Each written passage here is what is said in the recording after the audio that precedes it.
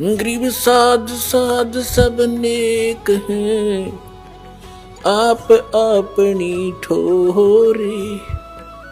जो सतलोक ले जाएंगे वो साधु कोई और।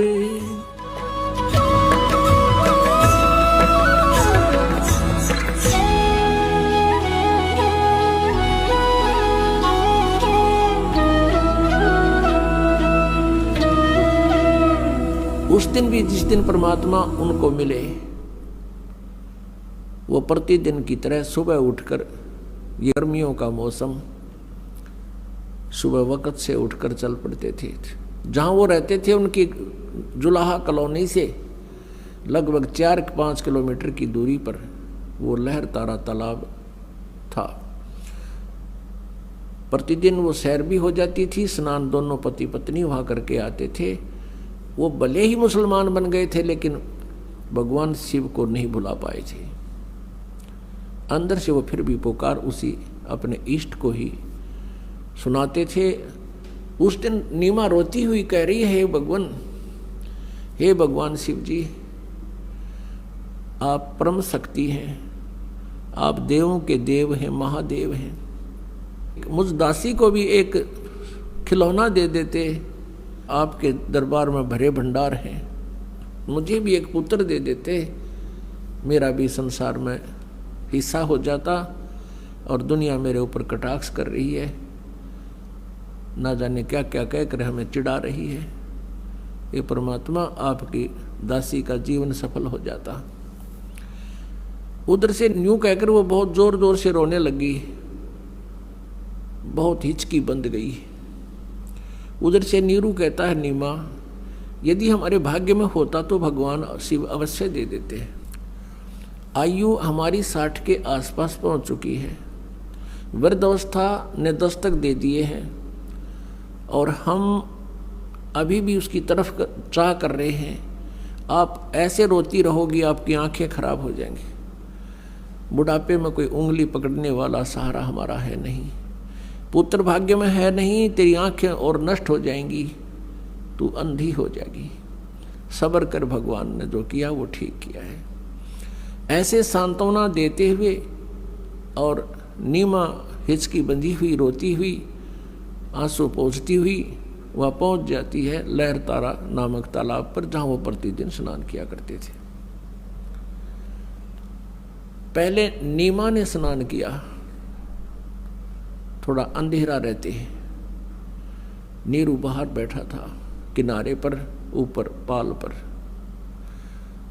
जब नीमा स्नान करके बाहर आ गई, नीरू स्नान के लिए लहर तारा तालाब में प्रवेश कर गया और ऐसे पानी से मल कर नहाने लगा, गोते लगा लगा कर स्नान करने लगा। जो वस्त्र पहन के स्नान किया था नीमा ने, कपड़े चेंज करके वो लहर तारा तालाब में पुनः किनारे पर पहुंची उस वस्त्र को धोने के लिए।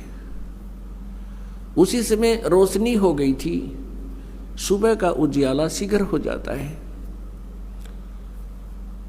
थोड़ा सा अंधेरा छटा था। सामने एक कमल के फूल के ऊपर कोई वस्तु हिलती नजर आई नीमा को। नीरू तो नहाने में व्यस्त था, मस्त था।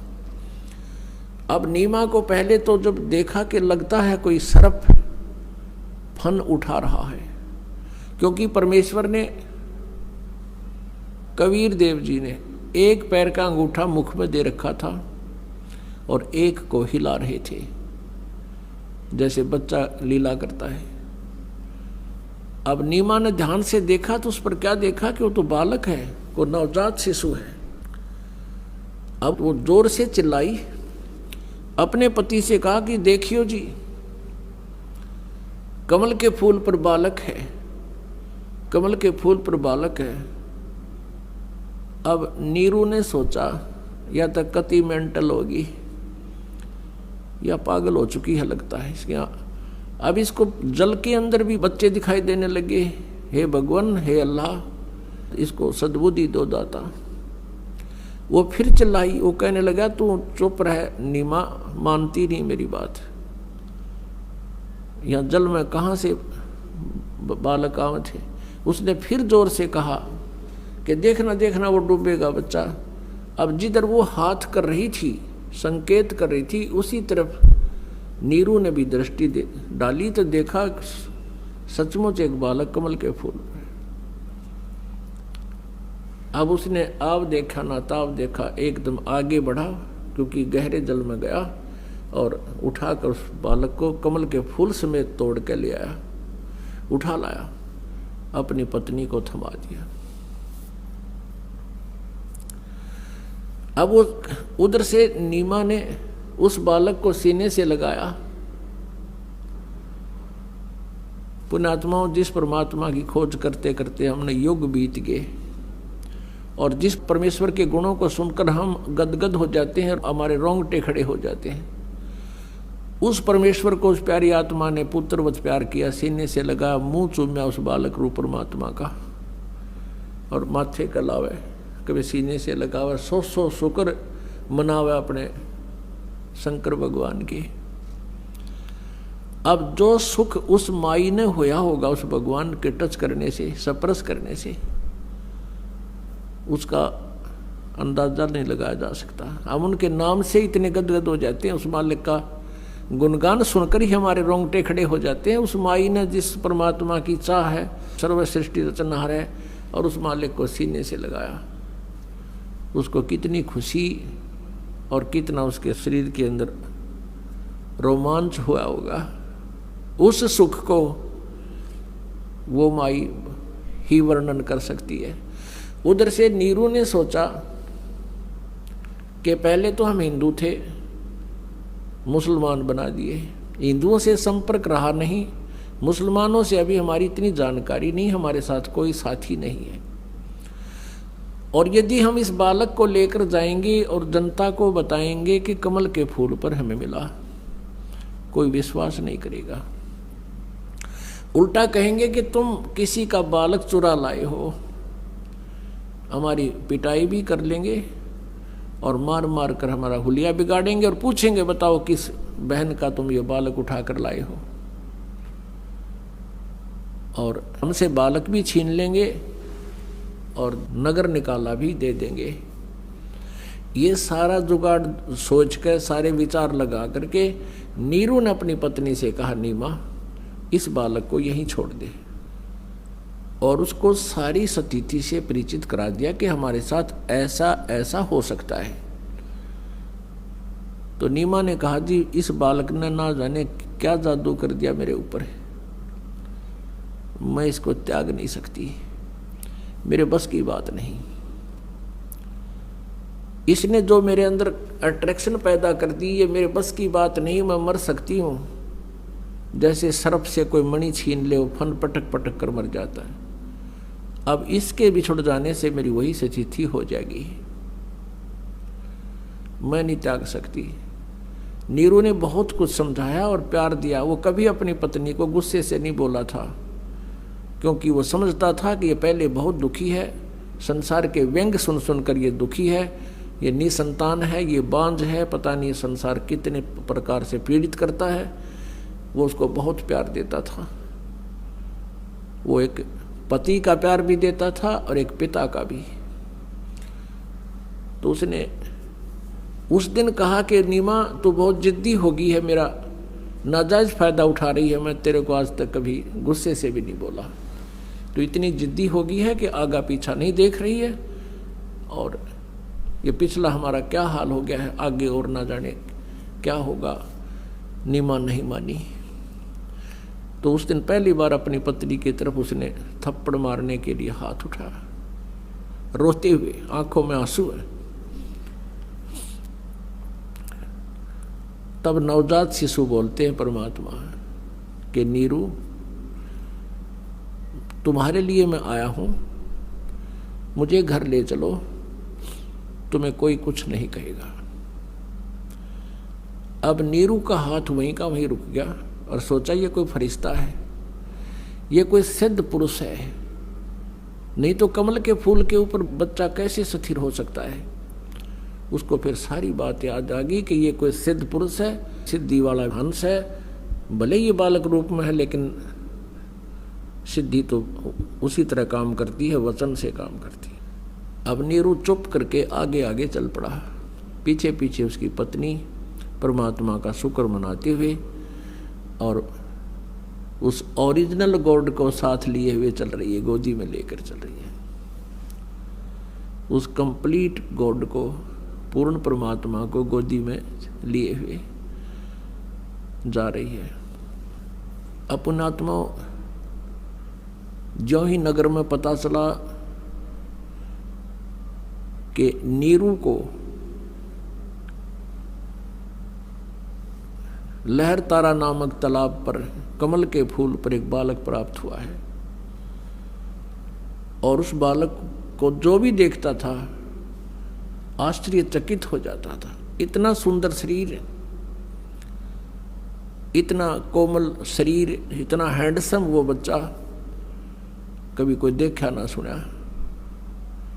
उसका नूर आम बालक जैसा शरीर नहीं था, इतना नूर था उनके शरीर पर, इतना परमात्मा का सुंदर शरीर था। तो पूरी काशी में जैसे कहते हैं दावानल फैल जाती है, जंगल की आग बढ़ जाती है बहुत तेजी से। अब पूरी काशी नगरी उमड़ कर आन लगी, गीत गाते हुए, जैसे किसी का ब्याह में जाया करती पहले बहनें गीत गाती हुई, ऐसे झुंड के झुंड आ रहे हैं और वहाँ परमात्मा के दर्शन कर रहे हैं। कोई कुछ कह रहा है, कोई कहता ये तो भगवान शिव का स्वरूप है, कोई कहता ये तो विष्णु जी अवतरित हुए हैं, कोई कहता ये तो ब्रह्मा जैसे खूबसूरत हैं, कोई कहे ये देव है, कोई व्यक्ति कह रहा है कि ये तो कोई गण है, ये कोई भूत प्रेत है, बोलता भी है छोटा सा बच्चा। इस तरह की प्लस माइनस बातें सुनकर नीमा बहुत दुखी हो रही थी। कोई तो भूत कहे था, कोई प्रेत कहे, कोई भैरव बतावे, और कोई ब्रह्मा विष्णु महेश की आत्मा बतावे। आदरणीय गरीबदास साहिब जी ने जो परमात्मा से परिचित हुए थे, उन्होंने अपनी अमृतवाणी में परमेश्वर की वो सब लीला ज्यों की त्यों चित्रित की है।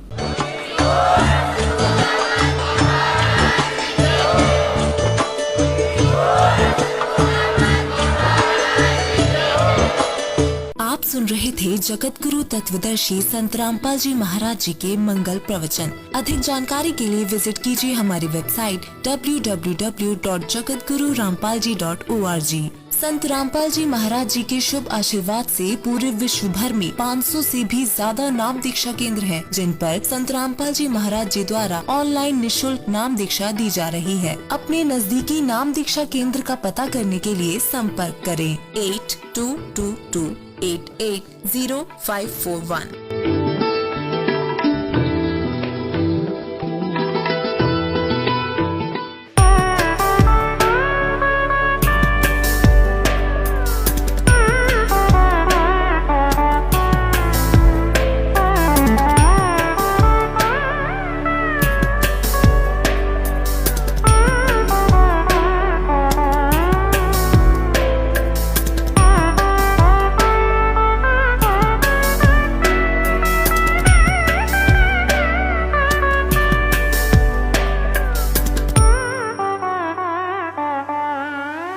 गरीब साध साध सब नेक हैं, आप अपनी ठोरे, जो सतलोक ले जावेंगे वो साधु कोई और।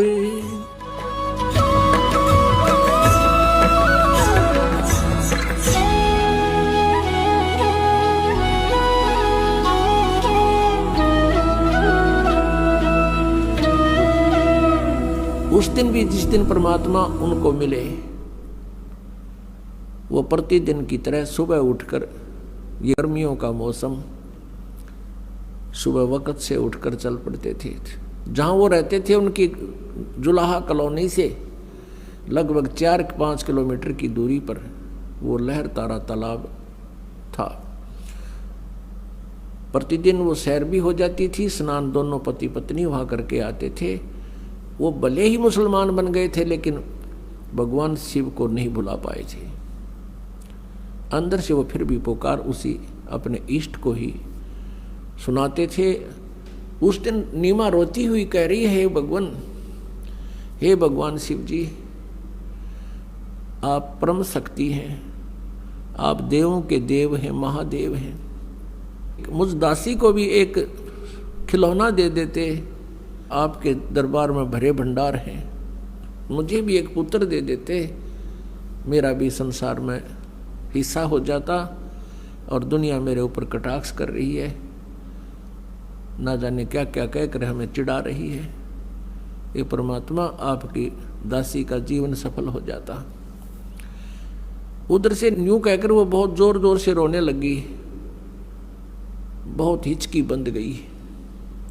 उधर से नीरू कहता है, नीमा, यदि हमारे भाग्य में होता तो भगवान शिव अवश्य दे देते। आयु हमारी 60 के आसपास पहुंच चुकी है, वृद्धावस्था ने दस्तक दे दिए हैं और हम अभी भी उसकी तरफ चाह कर रहे हैं। आप ऐसे रोती रहोगी, आपकी आंखें खराब हो जाएंगी। बुढ़ापे में कोई उंगली पकड़ने वाला सहारा हमारा है नहीं, पुत्र भाग्य में है नहीं, तेरी आंखें और नष्ट हो जाएंगी, तू अंधी हो जाएगी। सब्र कर, भगवान ने जो किया वो ठीक किया है। ऐसे सांत्वना देते हुए और नीमा हिचकी बंधी हुई रोती हुई, आंसू पोंछती हुई वह पहुंच जाती है लहरतारा नामक तालाब पर, जहां वो प्रतिदिन स्नान किया करते थे। पहले नीमा ने स्नान किया, थोड़ा अंधेरा रहते नीरू बाहर बैठा था किनारे पर, ऊपर पाल पर। जब नीमा स्नान करके बाहर आ गई, नीरू स्नान के लिए लहरतारा तालाब में प्रवेश कर गया और ऐसे पानी से मल कर नहाने लगा, गोते लगा लगा कर स्नान करने लगा। जो वस्त्र पहन के स्नान किया था नीमा ने, कपड़े चेंज करके वो लहरतारा तालाब में पुनः किनारे पर पहुंची उस वस्त्र को धोने के लिए। उसी समय रोशनी हो गई थी, सुबह का उजियाला शीघ्र हो जाता है।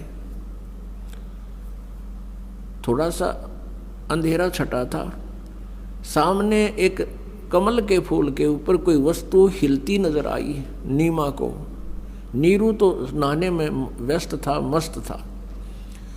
अब नीमा को पहले तो जब देखा कि लगता है कोई सर्प फन उठा रहा है, क्योंकि परमेश्वर ने, कबीर देव जी ने एक पैर का अंगूठा मुख में दे रखा था और एक को हिला रहे थे, जैसे बच्चा लीला करता है। अब नीमा ने ध्यान से देखा तो उस पर क्या देखा कि वो तो बालक है, वो नवजात शिशु है।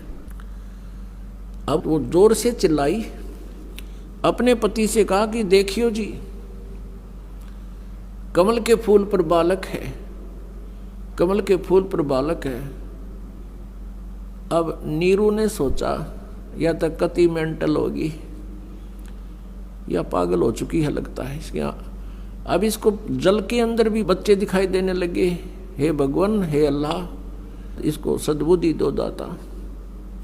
वो फिर चिल्लाई, वो कहने लगा तू चुप रह नीमा, मानती नहीं मेरी बात। यहाँ जल में कहाँ से बालक आवे थे। उसने फिर जोर से कहा कि देखना देखना वो डूबेगा बच्चा। अब जिधर वो हाथ कर रही थी, संकेत कर रही थी, उसी तरफ नीरू ने भी दृष्टि डाली तो देखा सचमुच एक बालक कमल के फूल में। अब उसने आव देखा ना ताव देखा, एकदम आगे बढ़ा, क्योंकि गहरे जल में गया और उठाकर उस बालक को कमल के फूल समेत तोड़ के ले आया, उठा लाया, अपनी पत्नी को थमा दिया। अब वो उधर से नीमा ने उस बालक को सीने से लगाया। पुण्यात्माओं, जिस परमात्मा की खोज करते करते हमने युग बीत गए और जिस परमेश्वर के गुणों को सुनकर हम गदगद हो जाते हैं और हमारे रोंगटे खड़े हो जाते हैं, उस परमेश्वर को उस प्यारी आत्मा ने पुत्रवत प्यार किया, सीने से लगा, मुंह चूम्या उस बालक रूप परमात्मा का और माथे का लावे कभी सीने से लगावा, 100 शुक्र मनावा अपने शंकर भगवान की। अब जो सुख उस माई ने होया होगा उस भगवान के टच करने से, स्पर्श करने से, उसका अंदाजा नहीं लगाया जा सकता। हम उनके नाम से इतने गदगद हो जाते हैं, उस मालिक का गुणगान सुनकर ही हमारे रोंगटे खड़े हो जाते हैं। उस माई ने जिस परमात्मा की चाह है, सर्व सृष्टि रचनहार है, और उस मालिक को सीने से लगाया, उसको कितनी खुशी और कितना उसके शरीर के अंदर रोमांच हुआ होगा। उस सुख को वो माई ही वर्णन कर सकती है। उधर से नीरू ने सोचा कि पहले तो हम हिंदू थे, मुसलमान बना दिए, हिंदुओं से संपर्क रहा नहीं, मुसलमानों से अभी हमारी इतनी जानकारी नहीं, हमारे साथ कोई साथी नहीं है, और यदि हम इस बालक को लेकर जाएंगे और जनता को बताएंगे कि कमल के फूल पर हमें मिला, कोई विश्वास नहीं करेगा। उल्टा कहेंगे कि तुम किसी का बालक चुरा लाए हो, हमारी पिटाई भी कर लेंगे और मार मार कर हमारा हुलिया बिगाड़ेंगे और पूछेंगे बताओ किस बहन का तुम ये बालक उठा कर लाए हो, और हमसे बालक भी छीन लेंगे और नगर निकाला भी दे देंगे। ये सारा जुगाड़ सोच कर, सारे विचार लगा करके नीरू ने अपनी पत्नी से कहा, नीमा इस बालक को यहीं छोड़ दे, और उसको सारी स्थिति से परिचित करा दिया कि हमारे साथ ऐसा ऐसा हो सकता है। तो नीमा ने कहा, जी इस बालक ने ना जाने क्या जादू कर दिया मेरे ऊपर, मैं इसको त्याग नहीं सकती, मेरे बस की बात नहीं। इसने जो मेरे अंदर अट्रैक्शन पैदा कर दी, ये मेरे बस की बात नहीं, मैं मर सकती हूँ। जैसे सर्प से कोई मणि छीन ले, वो फन पटक पटक कर मर जाता है। अब इसके बिछुड़ जाने से मेरी वही स्थिति हो जाएगी, मैं नहीं त्याग सकती। नीरू ने बहुत कुछ समझाया और प्यार दिया। वो कभी अपनी पत्नी को गुस्से से नहीं बोला था, क्योंकि वो समझता था कि ये पहले बहुत दुखी है, संसार के व्यंग सुन सुनकर ये दुखी है, ये निसंतान है, ये बांझ है, पता नहीं संसार कितने प्रकार से पीड़ित करता है। वो उसको बहुत प्यार देता था, वो एक पति का प्यार भी देता था और एक पिता का भी। तो उसने उस दिन कहा कि नीमा तू बहुत जिद्दी हो गई है, मेरा नाजायज फायदा उठा रही है, मैं तेरे को आज तक कभी गुस्से से भी नहीं बोला, तो इतनी जिद्दी हो गई है कि आगा पीछा नहीं देख रही है, और ये पिछला हमारा क्या हाल हो गया है, आगे और ना जाने क्या होगा। नीमा नहीं मानी। तो उस दिन पहली बार अपनी पत्नी की तरफ उसने थप्पड़ मारने के लिए हाथ उठाया, रोते हुए, आंखों में आंसू है। तब नवजात शिशु बोलते हैं परमात्मा कि नीरू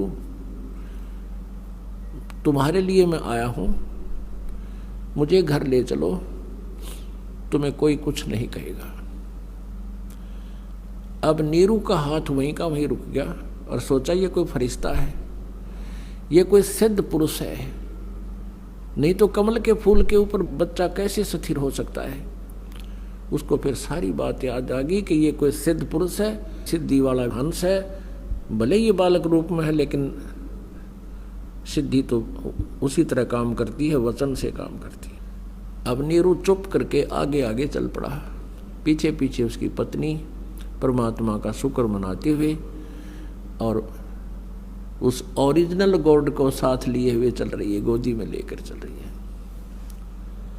उस कंप्लीट गॉड को, पूर्ण परमात्मा को गोदी में लिए हुए जा रही है। अपनात्मा जो ही नगर में पता चला कि नीरू को लहर तारा नामक तालाब पर कमल के फूल पर एक बालक प्राप्त हुआ है, और उस बालक को जो भी देखता था आश्चर्यचकित हो जाता था। इतना सुंदर शरीर, इतना कोमल शरीर, इतना हैंडसम वो बच्चा कभी कोई देखा ना सुना। उसका नूर आम बालक जैसा शरीर नहीं था, इतना नूर था उनके शरीर पर, इतना परमात्मा का सुंदर शरीर था। तो पूरी काशी में जैसे कहते हैं दावानल फैल जाती है, जंगल की आग बढ़ जाती है बहुत तेजी से। अब पूरी काशी नगरी उमड़ कर आन लगी, गीत गाते हुए, जैसे किसी का ब्याह में जाया करती पहले बहनें गीत गाती हुई, ऐसे झुंड के झुंड आ रहे हैं और वहाँ परमात्मा के दर्शन कर रहे हैं। कोई कुछ कह रहा है, कोई कहता ये तो भगवान शिव का स्वरूप है, कोई कहता ये तो विष्णु जी अवतरित हुए हैं, कोई कहता ये तो ब्रह्मा जैसे खूबसूरत हैं, कोई कहे ये देव है, कोई व्यक्ति कह रहा है कि ये तो कोई गण है, ये कोई भूत प्रेत है, बोलता भी है छोटा सा बच्चा। इस तरह की प्लस माइनस बातें सुनकर नीमा बहुत दुखी हो रही थी। कोई तो भूत कहे था, कोई प्रेत कहे, कोई भैरव बतावे और कोई ब्रह्मा विष्णु महेश की आत्मा बतावे। आदरणीय गरीबदास साहिब जी ने जो परमात्मा से परिचित हुए थे, उन्होंने अपनी अमृतवाणी में परमेश्वर की वो सब लीला ज्यों की त्यों चित्रित की है।